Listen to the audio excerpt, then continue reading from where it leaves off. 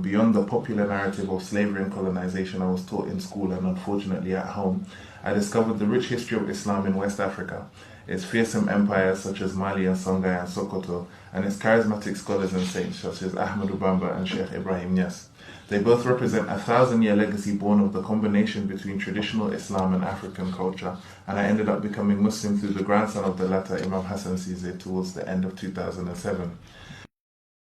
I don't even think it's like a modern view. I think it's like the United States is effectively imperially dominated, not just the world, but also the past, right? So everybody today, I'm not just talking about what racist white people or something, even people who, let's say are racialized as black, identify as black, are angry about racism, justifiably upset about this, right? Even everybody is looking at the past through a very specific lens that's created by a very specific society in a very specific time. And completely ignores the fact that all these other societies in art, in human history, have their own ways of thinking about race and color and community and all this stuff. And we just go back in time, we impose our cookie cutter view of these issues on the past. And that's, as I say, it's sort of like imperial domination of the past. And even the people who are anti-racist activists a lot of times are kind of complicit in this. Even some respected Muslim scholars or intellectuals. So where you skillfully was addressing, let's answer this question, is Islam anti-black? By looking at the Islamic legal tradition, it's particularly looking at the Maliki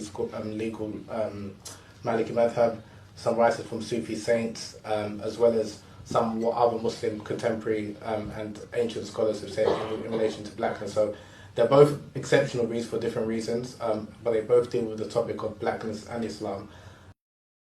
So for example, how the racialization of black and white came about in the world at large and then in Muslim society specifically, how anti-black racism crept into the Islamic tradition, how racial discrimination crept into the practice of Islamic law. It answers the questions about the origins of these and possibly solutions and defenses for these. Not everyone everywhere, and particularly not speakers of African languages south of the Sahara, has collapsed blackness as skin tone and blackness as metaphor. Neither has aesthetic preference always entitled judgments of human worth. Not all descriptions of color is prescription of value. Bilal, I'd highly recommend each and every one of you to purchase a copy. Well, I'd highly recommend you to purchase 2 copies, one for yourself and one you can give to a friend or a loved one, given that it's Valentine's Day tomorrow.